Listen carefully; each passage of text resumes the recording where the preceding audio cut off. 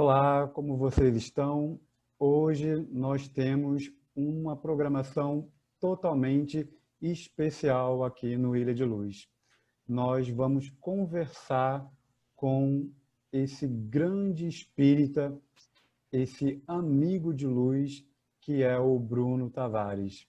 Bruno, muito obrigado por essa oportunidade de estar aqui conversando com você. Muito obrigado pela sua disponibilidade de poder contribuir com a sua luz, com o seu conhecimento, para que a gente pudesse fazer essa conversa. Paulo, querido, boa noite. Eu estou muito feliz de estar com você. Do mesmo jeito que eu faço com os meus convidados, né? Eu agora vou fazer como eles fazem, né? Eu não mereço essa belíssima apresentação sua, mas aceito-as à guisa de estímulo pela nossa amizade, né? E eu queria, Paulo, parabenizar você pelo canal Ilha de Luz, um canal fantástico. Eu disse para você que eu fiquei muito surpreso, né, com o cuidado com que ele é feito, desde a edição, né, com os conteúdos, um canal com vídeos novos nas segundas, quartas e sextas, o Evangelho no Lar todas as noites, né? E foi uma surpresa, é um canal de uma visibilidade muito bem visualizado, né?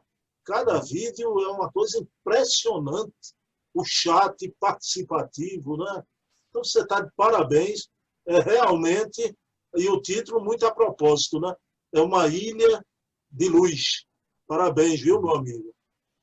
Muito obrigado, Bruno. E hoje nós teremos uma conversa muito especial, muito esclarecedora para quem não tem tanto conhecimento em relação ao espiritismo e para aqueles que querem ingressar no espiritismo. Mas antes da gente começar nossas perguntas, vamos fazer uma pequena oração para que Deus ilumine e abençoe a nossa conversa. Então vamos elevar nossos pensamentos e agradecer a Jesus por essa oportunidade de estar unindo almas, estar unindo irmãos de luz, irmãos de propósito, nessa noite de hoje, para essa conversa amigável, para essa conversa edificante. Que Jesus abençoe o nosso amigo Bruno, abençoe a todos os espíritos que estiverem acompanhando essa nossa conversa nessa noite de hoje. Muito obrigado. Que assim seja. Que assim seja. Bruno, você que é um grande estudioso, mas antes de eu começar a primeira pergunta, conta um pouco da sua trajetória para a gente. Ok, Paulo. Meu amigo, eu hoje completei agora em novembro, né, 54 anos de vida, meu querido Paulo. Sou espírita desde os 16 anos de idade, né, e a minha casa raiz é a Associação Espírita Casa dos Humildes, lá no bairro de Casa Forte, Santana, Casa Forte. E foi nela, Paulo, que eu iniciei quando eu tinha 16 anos de idade, né? Então, e muita gente conta os casos pessoais, né? Muitos foram pela dor. Eu fui pela curiosidade. E quando cheguei lá, uma coisa que me cativou muito, meu querido Paulo, que eu sou de uma família de jornalistas, né? Então, a minha família tinha muito hábito de ler. E o que me cativou no espiritismo foi esse admirável amigo do homem chamado o livro. E o livro espírita foi uma descoberta, não é? Todo aquele conteúdo de Kardec, Leon Denis, Delane, depois Emmanuel, André Luiz, e eu fiquei ali esperando terminar o tratamento, fiz os cursos e me tornei trabalhador da nossa querida Casa dos Humildes. São Paulo, que, com o decorrer dos anos, a gente foi abraçando a tarefa da divulgação, tanto com palestras, como a divulgação com o advento da internet, né? Hoje eu tenho um blog que está aí na rede há muito tempo. Por ele estar há muito tempo, já é bastante conhecido, né? E eu digo que o blog quase começou com o advento da internet, né? Ele tem mais de 15 anos, acredito nisso, né? Nossa, então, a partir do blog, a gente foi tendo contato com essas pessoas maravilhosas, né? Os grandes nomes da doutrina, e eu fui convidando tanto para ir na nossa Casa dos Humildes, muitos deles foram, né, pessoalmente, vieram o Décio Andoli Júnior, a Sueli Calda Schubert, o Emanuel Cristiano, Dona Ana Guimarães, e agora, nessa nova fase de pandemia, eu tenho entrevistado alguns nomes já, através do meu canal, que é vinculado ao blog, né? Sempre o blog é o carro-chefe, e é essa a trajetória da gente no tempo e no espaço, meu querido Paulo. Eu tive a oportunidade de ir uma vez só na Casa dos Humildes, um auditório lindo. Fui para ver uma palestra da irmã Aila, faz uns anos já, que ela falava sobre a Páscoa. E ela é uma estudiosa da Bíblia. Foi um verdadeiro show. E realmente a Casa dos Humildes é um lugar muito bonito. Aila Pinheiro, né? Aila Pinheiro, né? Então você estava ali naquela manhã que estava Denis Martins, né? Alda Mello, né? Tinha uma o pessoal turma. do NEP. O pessoal do NEP todo, né? Exatamente. Então, aproveitando que você tem essa trajetória longa, desde a adolescência no espiritismo, então acho que você é a melhor pessoa para responder. O que é ser espírita? Muito bem, Paulo. Veja bem. As pessoas perguntam como ser espírita, o que é ser espírita, quase querendo saber a iniciação que a pessoa deve se colocar para se tornar, vir a ser um espírita de fato, né? Paulo, eu respondo que para ser espírita a gente precisa aceitar os princípios da doutrina espírita. Como médico, aceita os postulados da medicina, o advogado aceita os códigos, então o espírita é todo aquele que aceita a existência de Deus, a imortalidade da alma, a comunicabilidade dos espíritos com os homens, a pluralidade das existências, da reencarnação e a pluralidade dos mundos habitados, né? Eu costumo dizer, Paulo, que o Espiritismo é uma doutrina plural. Ele apresenta pluralidade já das existências e dos mundos habitados, né?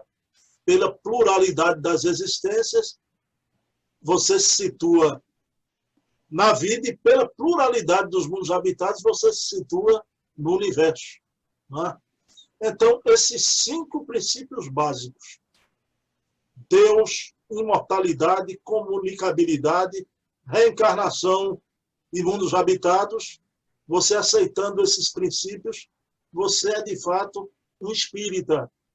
Agora, se vai ser um bom espírita, aí são outros 500, né?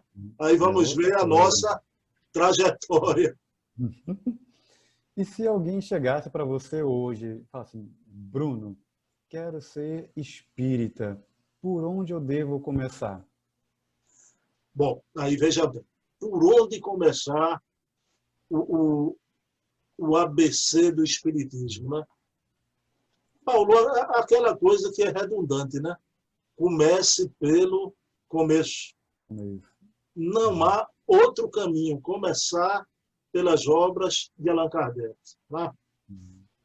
Eu vou até, e quando a gente fala as obras de Allan Kardec, alguém lembra logo de O Livro dos Espíritos, por ser a primeira obra, né? Mas eu gosto muito do querido José Raul Teixeira, não é? O querido divulgador lá do Remanso Fraterno de Niterói, Rio de Janeiro, grande orador, não é? Que o movimento espírita chama brincando de o Divaldo Franco Negro, não é? Porque ele tem uma oratória parecida com a do Divaldo. O Raul sempre dizia, né, que podemos começar por uma obra, uma brochurazinha chamada O que é o Espiritismo, onde ali Kardec resume todos os princípios da doutrina e com 3 diálogos, Paulo Cândido, notáveis, né? Então, com o padre, o cético e o crítico. E as pessoas, quando leem a princípio a obra O que é o Espiritismo, elas têm a impressão que realmente Kardec interrogou um padre, um cético e um crítico. Só que não, Kardec, nos seus voos filosóficos, veja bem que ele usando a maiêutica, aquela coisa toda que ele vai usar no Livro dos Espíritos, o diálogo, não é? A busca do conhecimento pelo diálogo, ele se coloca na posição do padre, do crítico e do cético. Ali é Kardec conversando com Kardec mesmo. Então veja que filósofo, não é? E a partir daí, seguindo a orientação do Raul Teixeira, aí abre-se um painel maravilhoso que é o Livro dos Espíritos, não é? O livro que é o livro da vida, o livro que matou a morte. Então, é uma obra com as 1019 perguntas e você vai ter todas as respostas que um espírito precisa saber para se orientar bem, se conduzir bem durante toda a sua jornada aqui na Terra. Em seguida, o Livro dos Espíritos é de 1857. Então, em 1861, veja bem, 4 anos depois, Kardec lança o Livro dos Médiuns, que ele chamou de O Guia dos Evocadores, né? Então, é um livro tão importante, porque Kardec ali vai estudar a parte fenomênica. E eu gosto muito do Dr. Jorge André, Paulo, quando ele diz que o Livro dos Médiuns é o maior tratado de parapsicologia existente até hoje, né? Então, veja bem, todos esses fenômenos que, com palavras difíceis, hoje são estudados, né, debatidos, Kardec desfiou ali em 69 tipos de mediunidade. Né? 69 tipos de mediunidade. E veja bem, primeiro vem a obra da filosofia, depois a obra dos fenômenos. Aí sim, 3 anos depois, em 1864, vem essa obra maravilhosa, que é o Evangelho segundo o Espiritismo. Essa obra, para mim, viu, pessoal, é a obra que mais se identifica com o canal Ilha de Luz. Não é? Então, o Evangelho segundo o Espiritismo, que é um livro de luz, ali vem as entidades venerandas, traçando uma esteira moral para o ser humano aqui na Terra, né? Uma estrada moral. Então, é o livro da religiosidade, das consequências morais, porque, para mim, Espiritismo é religião também, viu, Paulo? Porque isso é um aspecto muito discutido. Não é religião no sentido de rituais, de liturgias, mas religião no sentido de religar a criatura ao Criador. Não é? E essa religação se dá através da prece, da oração, da compreensão dos princípios morais, e é nessa obra maravilhosa, o Evangelho segundo o Espiritismo, que havia um querido orador aqui em Recife, Fernandinho, um senhor de idade já, não é? Na época que eu vi pregando, e que ele dizia, brincando, Paulo, veja bem, ele dizia que o Evangelho segundo o Espiritismo é a obra do sovaco. é a obra do sovaco, quer dizer, é o livro que você deve carregá-lo para onde for, dentro da bolsa, dentro da pasta, não é? E que você pode ler ele na sequência ou abrir a esmo, não é? Então é uma obra que nos ajuda e que verdadeiramente salva vidas. Depois do Evangelho segundo o Espiritismo, Kardec lança o Céu e o Inferno, ou a Justiça Divina segundo o Espiritismo. É outra obra maravilhosa, porque ali, Paulo, Kardec vai ouvir as entidades em todas as condições de evolução no plano espiritual. Kardec vai ouvir os majores, aquelas entidades mais evoluídas, mas numa democracia divina, Kardec vai ouvir também os menores, né?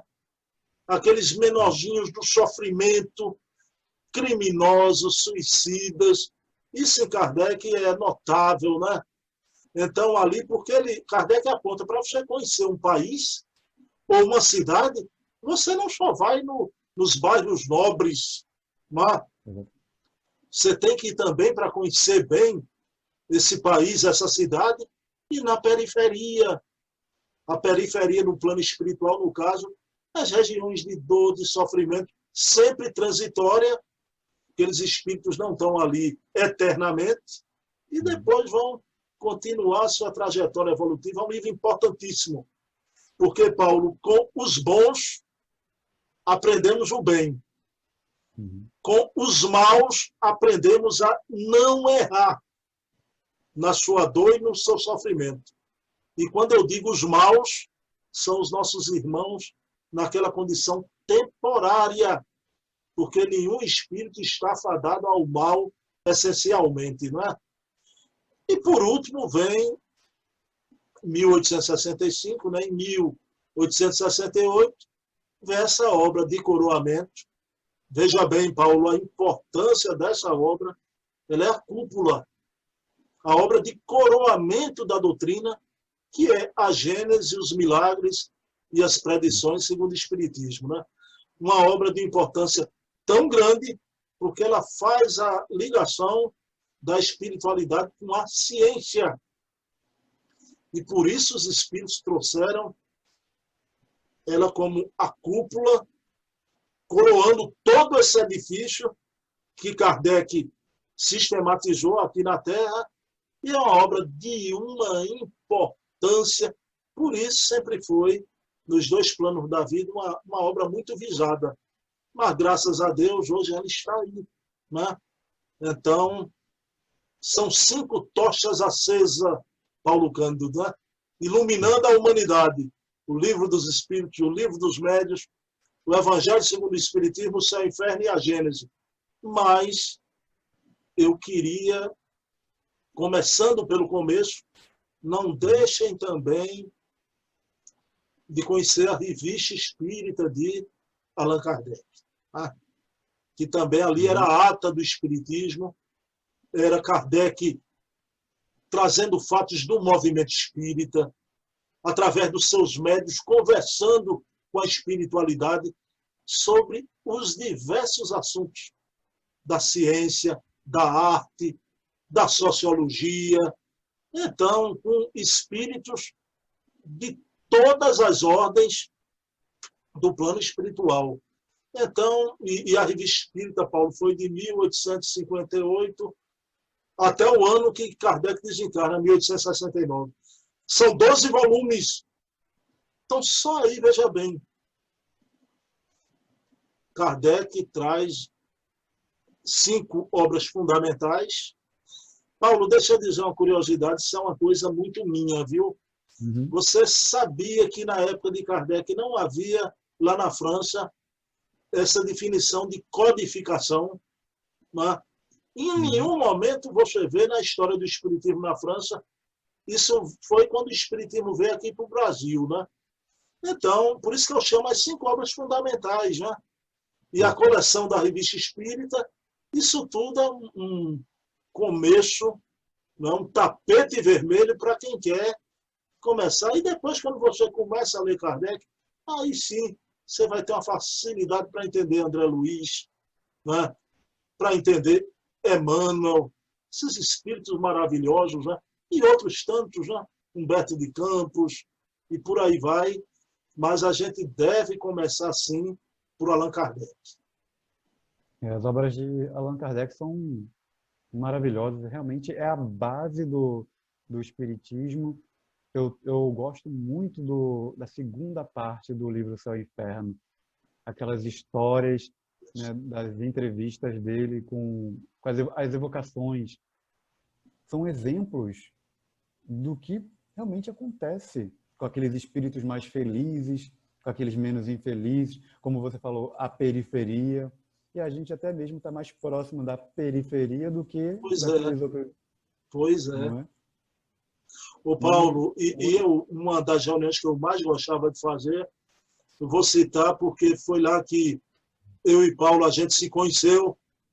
Então, na Federação Espírita Pernambucana, eu adoro aquela reunião do sábado de manhã, de 9 horas da manhã, que estuda o céu e o inferno. Acredito que a que eu gosto mais de fazer é aquele sábado de manhã. Vou na terça, no domingo, mas a minha predileta é realmente o céu e o inferno. é maravilhoso. Eu tenho muitas histórias ali que para mim ficou marcado assim. Eu sempre quando eu posso, eu indico para as pessoas durante o Evangelho, leiam a segunda parte do livro O Céu e o Inferno. E também leiam também a introdução do livro do Evangelho segundo o Espiritismo, porque as pessoas pulam logo para as outras partes, e a introdução do livro do Evangelho segundo o Espiritismo tem informações preciosíssimas. Tem Agora, notas, tem as notas históricas, né? E tem os precursores do espiritismo, Sócrates e Platão. É muito importante realmente, né? exatamente. E eu não sei se já falaram para você ou se as pessoas têm um costume de falar isso para você, que a maioria das pessoas prefere o capítulo 5, Bem-aventurados os aflitos. Os aflitos. Todo mundo fala assim, é o meu capítulo preferido. É bem interessante.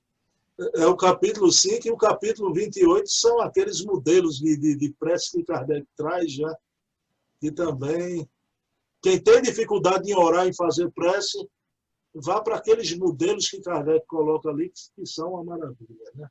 Exatamente. E o apóstolo Paulo, ele coloca a caridade acima mesmo da fé. Então, como a gente consegue viver nos dias de hoje, você que tem toda essa trajetória, desde a adolescência, acredito que não deve ter sido tão fácil se manter nessa trajetória espírita, né, com tantas influências ao longo da vida. E como é que a gente consegue manter essa caridade durante esses desafios, até mesmo que nós estamos passando hoje, dessa pandemia? Vamos lá. Eu gostei muito de você trazer o apóstolo Paulo, né? Meu querido Paulo, né? Então, há uma sintonia aí paulina, né? Paulo, querido, veja bem, eu sou de uma casa aqui no Recife, conhecida como a Casa do Estudo, uma casa que prima muito pelo estudo. Agora, antes disso, conhecida também pela Casa da Caridade, né? É o lar de vovozinhas, onde estão abrigadas as nossas vovozinhas, e é uma casa construída pelo grande baluarte do espiritismo aqui em Terras Maurícias, que foi o Elias Sobreira, nada mais, nada menos que o criador da campanha do quilo, né? E o que mantém esses lares geriátricos, todos eles, Paulo, né? O Batista de Carvalho, em Jardim São Paulo, o Lar de Jesus na Torre, o Centro Espírita Moacir, em Casa Amarela, todos eles, acreditam, é a campanha do quilo. Porque arrecada os mantimentos, agora leva a mensagem. Quanta gente vai até a Casa Espírita porque recebe num final de trânsito aquela mensagem, tem um endereço, aí você pergunta, você veio aqui como? Não, porque eu recebi a mensagem da campanha do quilo. Agora, a sua pergunta é muito a propósito, né? Aí você colocou, Paulo, eu costumo muito quebrar, quando for o caso, quando não, que eu tenho lances na minha vida, como você tem na sua também, mas eu tiro todo o romance. Quando me perguntam, Bruno, foi muito difícil persistir. Paulo, não foi. Eu não vou criar aqui uma história para dizer que eu sou virtuoso, que tive que enfrentar muito. Não foi. Comecei muito cedo, e quando você entra na engrenagem de uma casa espírita, você tem aquele estímulo do grupo. Começa a fazer amizades e aquilo tudo se torna um prazer. Né? Mas a questão da caridade, hoje em dia, eu acho que ela é de uma necessidade urgente, muito mais do que nos tempos recuados. Por quê? Porque vivemos uma época difícil, uma época de intolerância. Então, precisamos muito saber ouvir o outro, respeitar as diferenças em qualquer campo da vida. Só que, Paulo, também com relação à caridade, veja bem, e eu tenho esse aspecto muito vivo, muito bem de perto na casa que eu faço parte, que é a beneficência, a caridade material. Mas, Paulo, o mais importante não é a caridade material. Ela é importante, importantíssima. O mais importante é a caridade moral e espiritual. Eu costumo dizer, Paulo, não basta a beneficência, tem que ter a benevolência. Porque eu conheço pessoas, às vezes, que naquele afã não perdem uma campanha do quilo.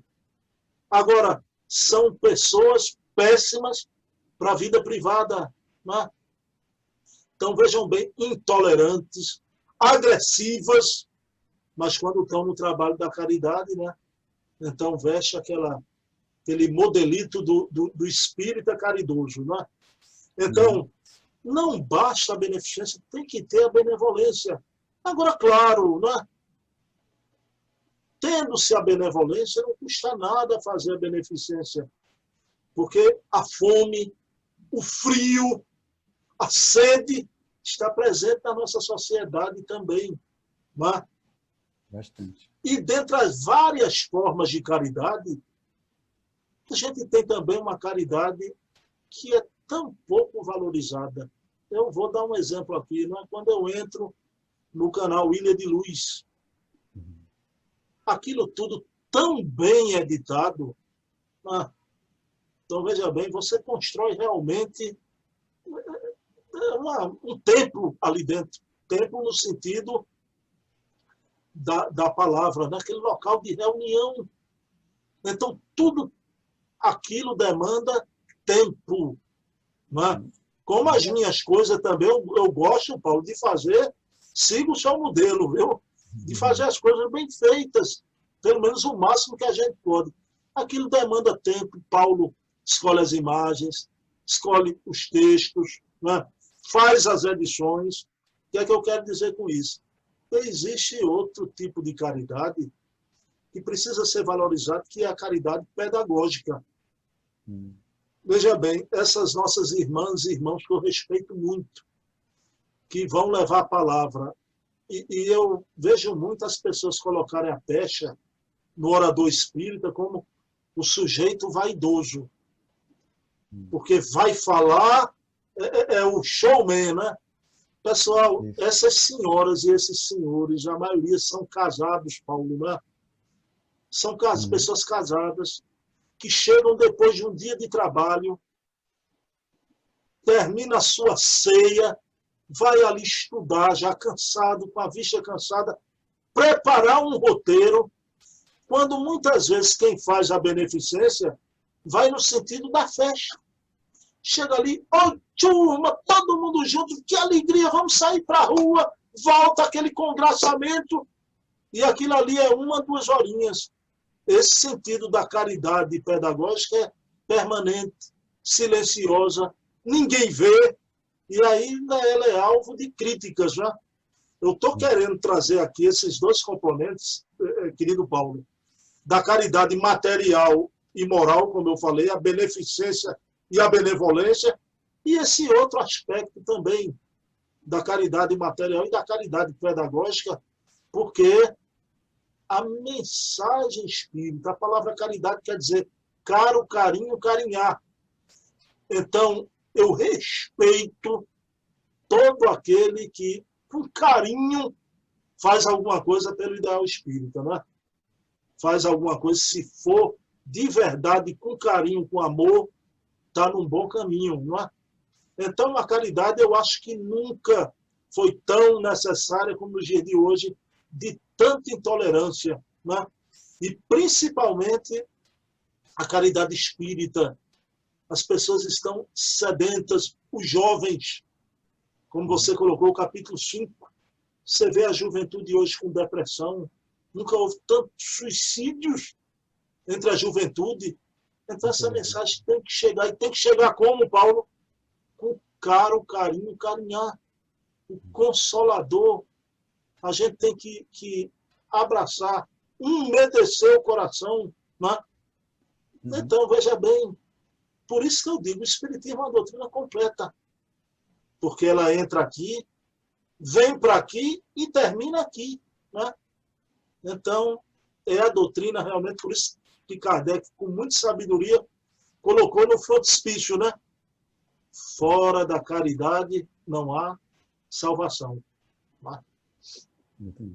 E é muito importante você falar dessa parte do ensino espírita, dessa exposição que a gente, né, não só eu como você, mas como tantos outros amigos que dedicam uma parte do dia ou da semana para poder compartilhar o ensino de Kardec, de Chico, tantos outros textos edificantes. Muitas pessoas podem ver isso como se fosse um ato de orgulho, mas pelo contrário, a gente vira uma vidraça. Não é exatamente? Porque a gente está se expondo, a gente está dando a nossa cara a tapa por um ideal para poder espalhar essa luz, né, do Cristo, essa luz do Evangelho. O querido Paulo, veja bem, que é uma coisa gratuita. Você não recebe nada em troca, mas alguém, vamos lá, alguém pode dizer, não, mas tem a exposição, a notoriedade. Mas, Paulo, isso vale nos primeiros 10 minutos da caminhada, né? Porque ao longo dos anos, essa exposição torna-se cansativa, né? A gente, veja bem, eu costumo dizer, brincando, né, com minhas filhas, você, às vezes, em todo lugar que chega, né? Isso vai acontecer com você, se prepare aí com o canal Ilha de Luz. Quando você vê, são as pessoas ali olhando, né? O que é que eu quero dizer? Agora, isso é muito bom, Paulo, né? Você está sendo observado, viu?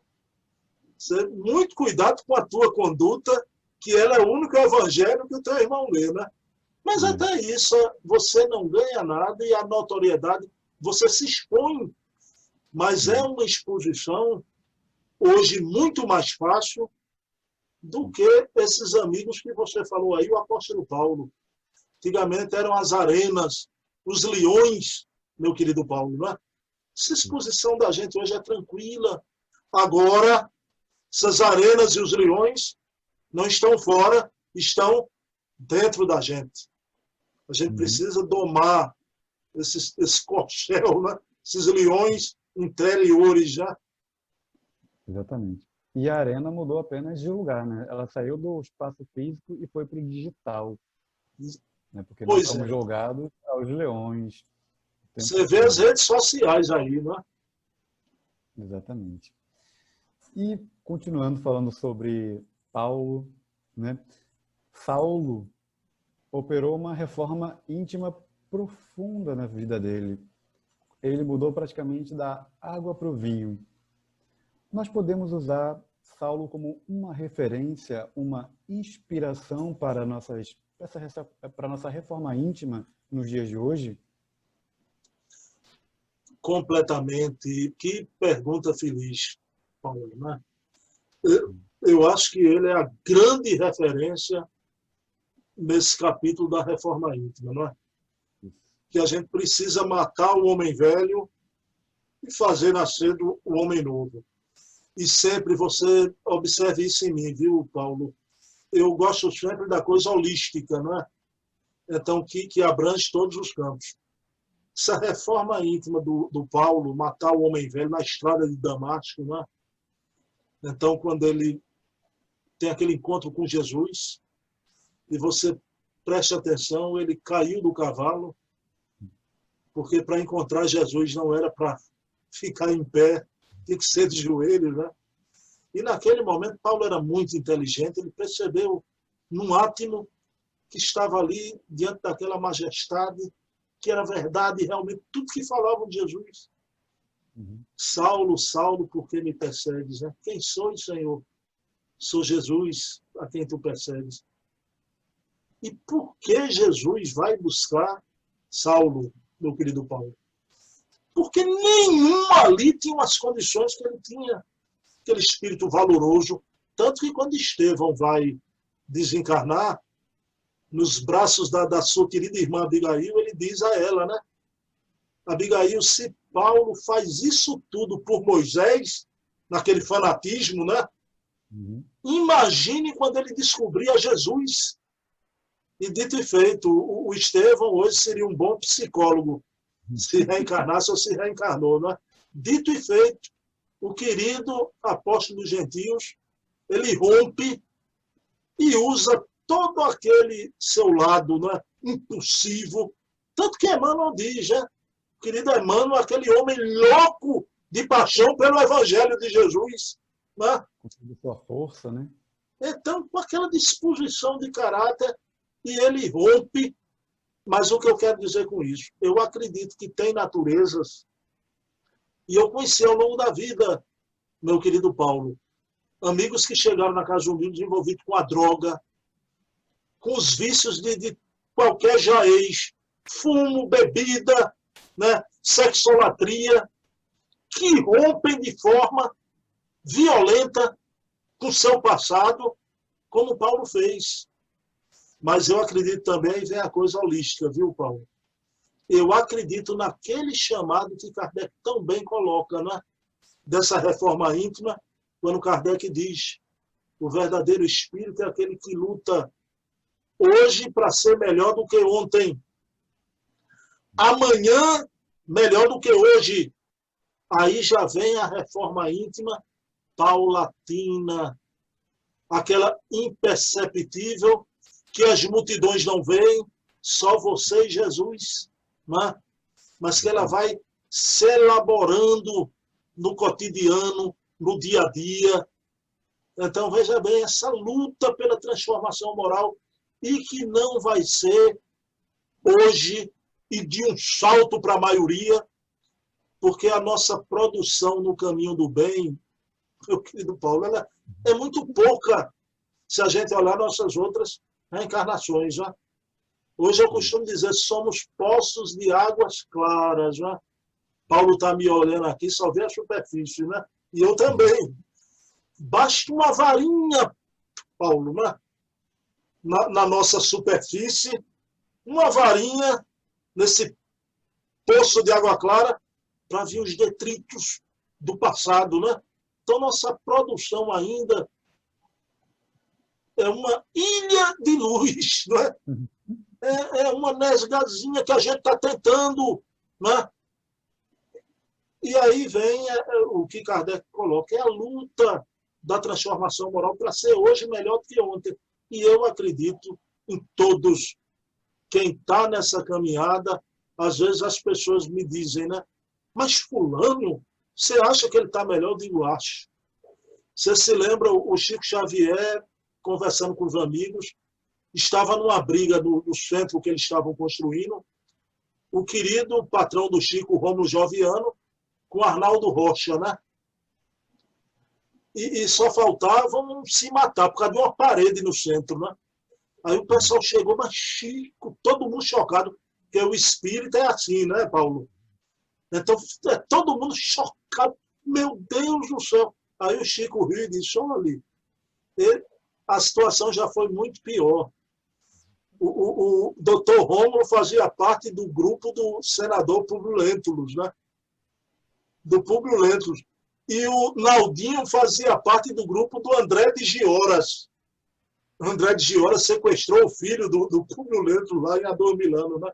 Veja bem, esse pessoal sequestrava, matava, hoje está brigando dentro do Centro Espírita por causa de uma paredinha, né, de cimento.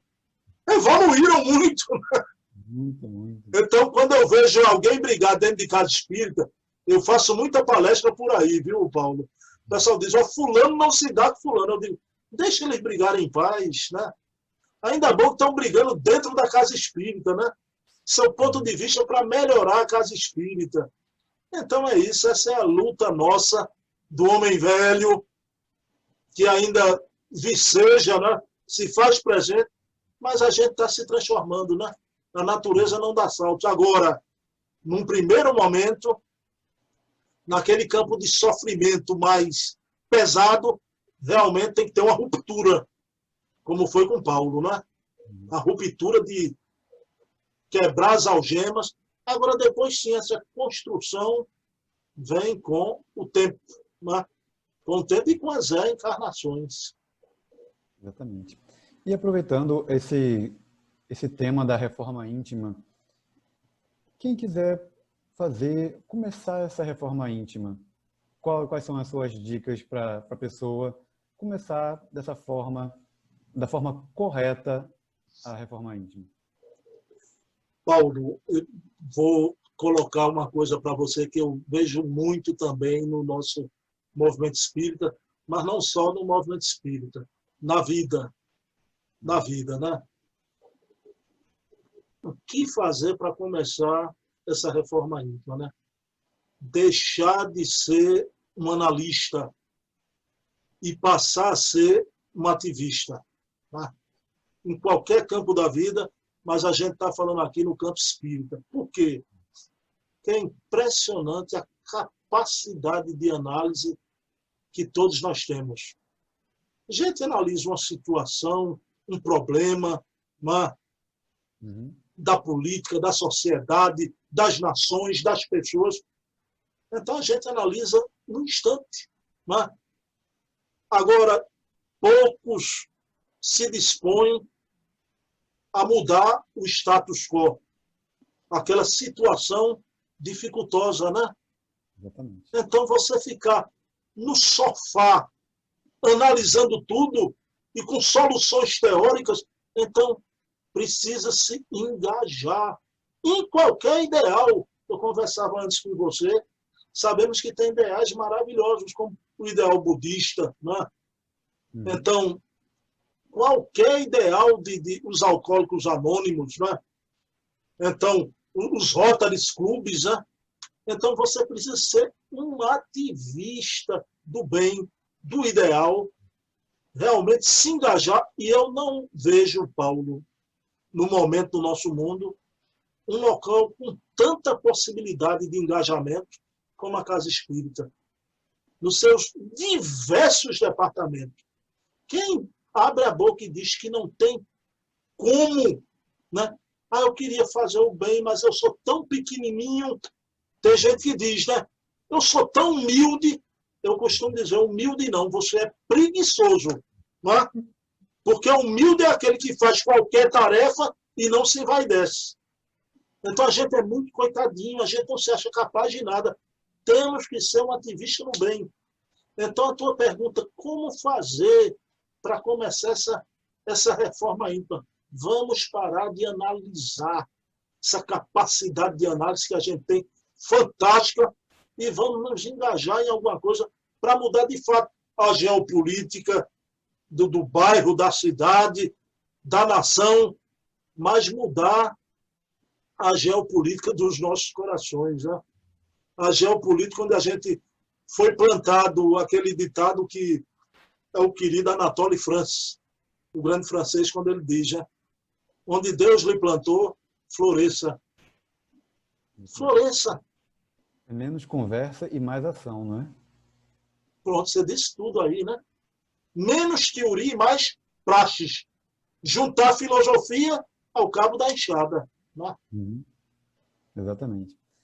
E, infelizmente, né, Bruno, algumas pessoas se acham muito pecadoras porque a sociedade, ao longo do tempo, colocou no consciente coletivo de que nós nascemos do pecado, nós nascemos já pecadores e logo, por conta disso, as pessoas não se acham dignas de ter Jesus em suas vidas, né? Ou que não serão ouvidas. O que o Kardec, né, e os espíritos dizem a respeito disso?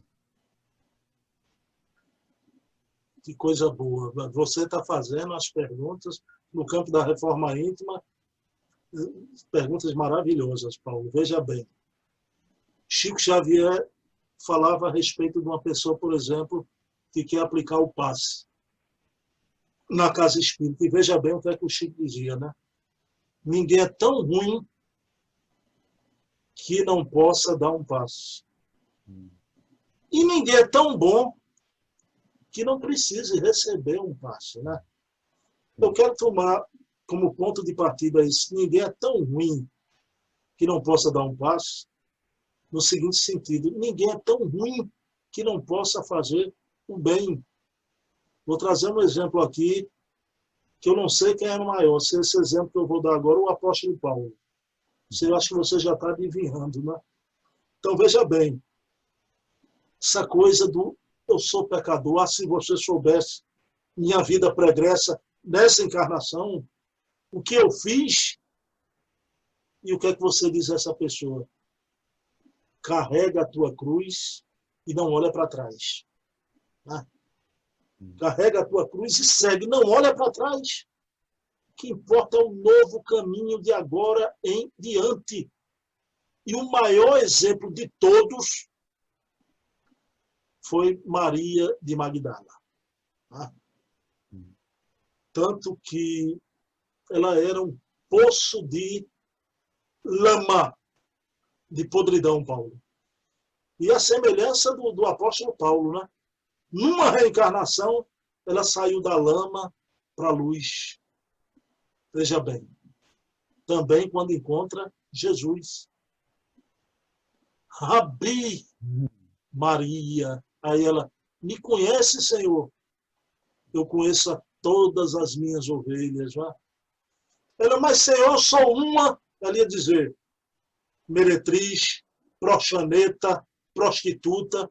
E Jesus diz, és uma mulher carente de amor, Maria, ama. Ela, Senhor, amar. Um dia eu amei e acordei num bordel. Aí Jesus diz, Maria ama os meus filhos. Aí ela olha para Jesus e diz, filho, Senhor, o meu ventre já foi varado 1000 vezes e eu não tive a honra de ser mãe. Aí Jesus diz, Maria, ama os meus filhos. E ela naquele momento sentiu que nunca nenhum homem havia tratado ela daquela forma. E ela disse, Senhor, eu daria a vida por ti. E ele disse, Maria, num dia que não está longe nem perto, que não é hoje nem amanhã, tu darás a vida por mim, Maria. Vai, Maria, ama. E aquela mulher se transforma, vai viver, eu estou pulando aqui, né, fazendo um voo rasante, né? Vai viver no Vale dos Leprosos e vai desencarnar com a hanseníase. Aquela mulher bela, jovem, sensual, vai desencarnar com as mãos em garras, os cabelos em pus, os peitos em chagas, e quando ela sai do corpo, ela se vê no mesmo local que ela viu Jesus a primeira vez, né? Na casa de Pedro. E quando ela vê Jesus, ela Rabone. A palavra Rabone é mestrezinho, diminutivo de mestre. Mas Jesus diz, Maria, um dia eu te disse que darias a vida por mim. Muito tu amaste, Maria, muito te foi perdoado. E aí ela vai com Jesus, com a caravana de Luís, que ele diz, vinde comigo para a casa do meu pai. Então, veja bem, ela. Então, quem tem culpa, quem tem erros, o que é que a gente pode dizer, Paulo? Ama, não olha para trás, é da agora para frente, ama, desenvolve o amor, essa capacidade de amar, porque o ser humano é isso. Às vezes é um bicho, né, Paulo? Às vezes é um bicho, mas o ser humano tem essa coisa impressionante, que é a capacidade de amar. Isso aí redime qualquer ser humano, não é? Então, não olhe para trás. E vou dizer uma coisa, muitas, na casa espírita, na atividade espírita, os melhores trabalhadores não são aqueles todos certinhos, né?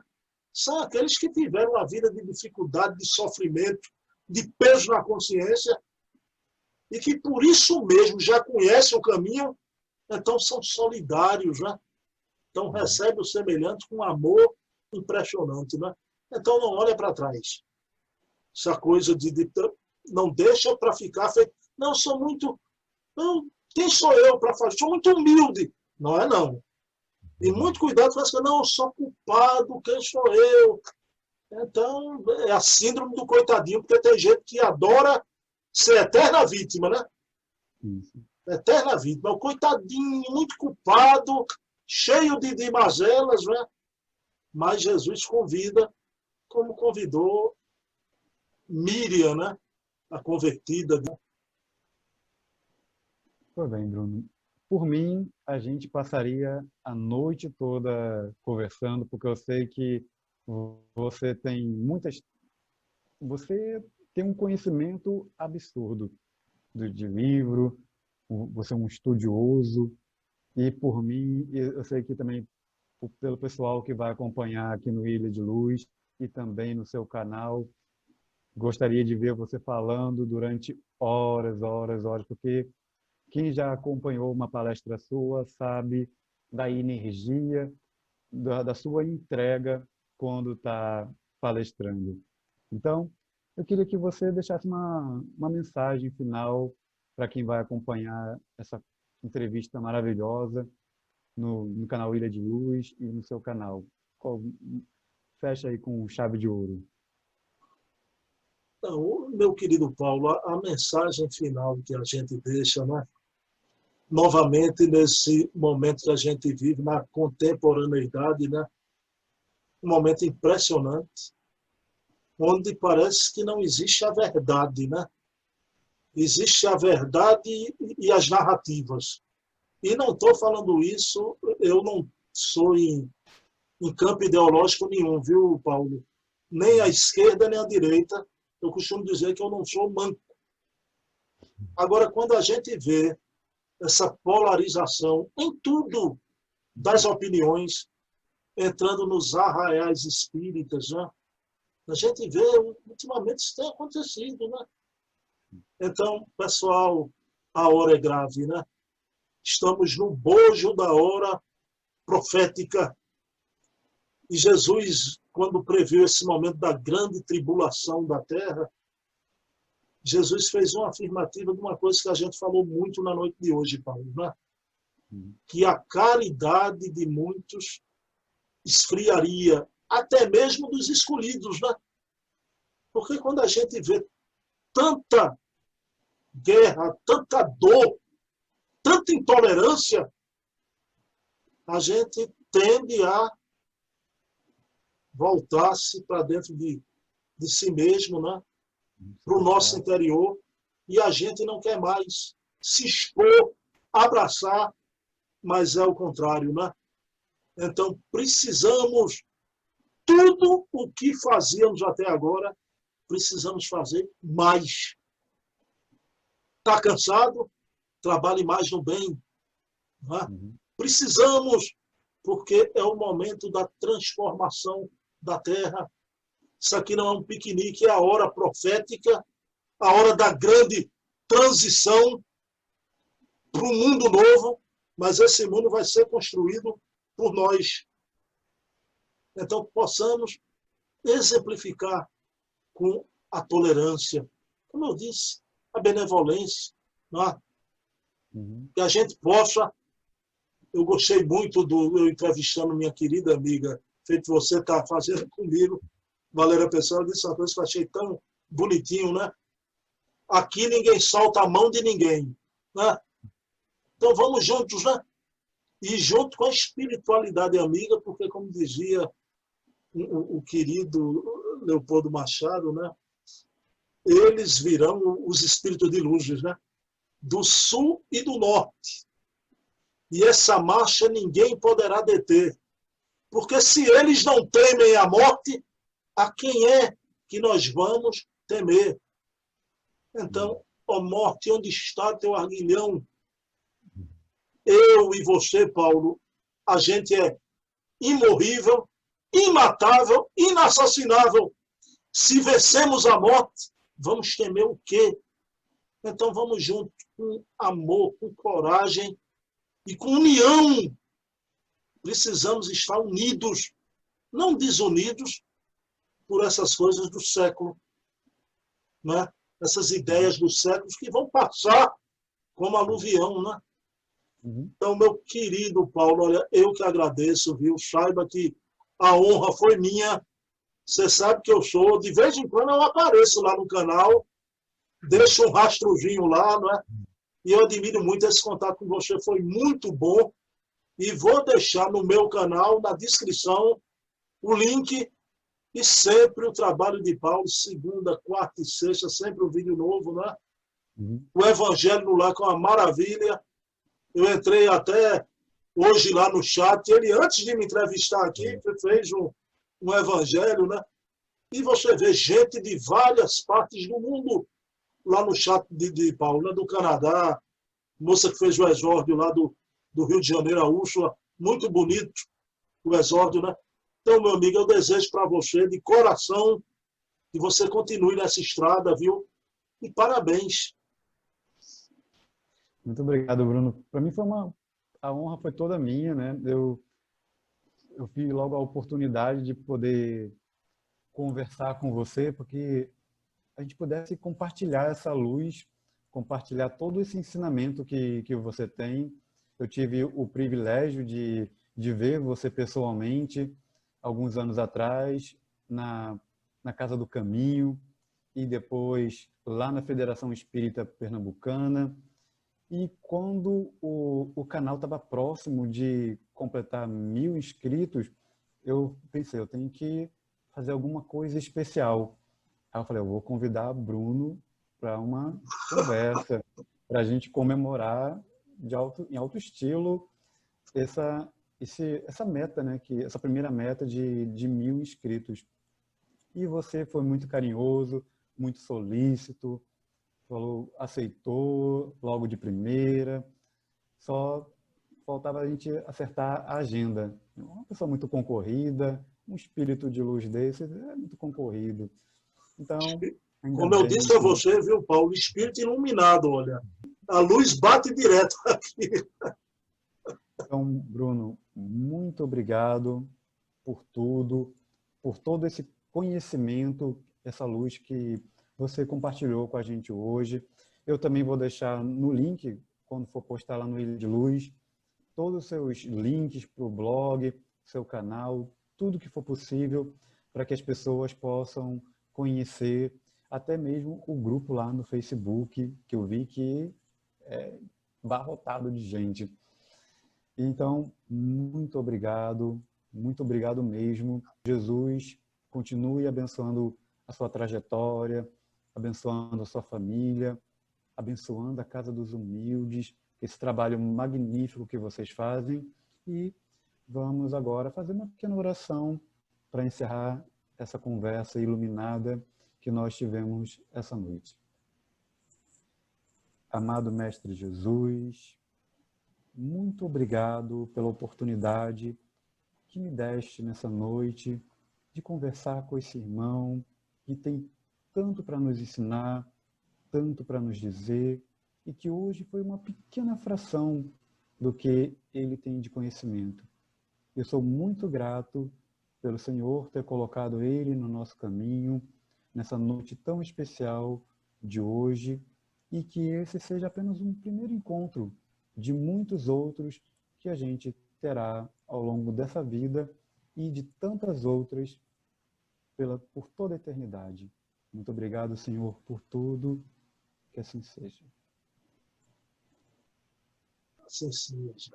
Meu querido Paulo, um abração virtual para você, viu? Um grande abraço, Bruno. Tudo de bom. Até a próxima. Estamos às ordens. Olha, e aguarde uma entrevista também, viu? Viu? Ixi. Vamos ter esse retorno aqui para o meu canal. Combinado. Valeu, combinado. querido. Muito obrigado. Beijão, viu? Um abraço.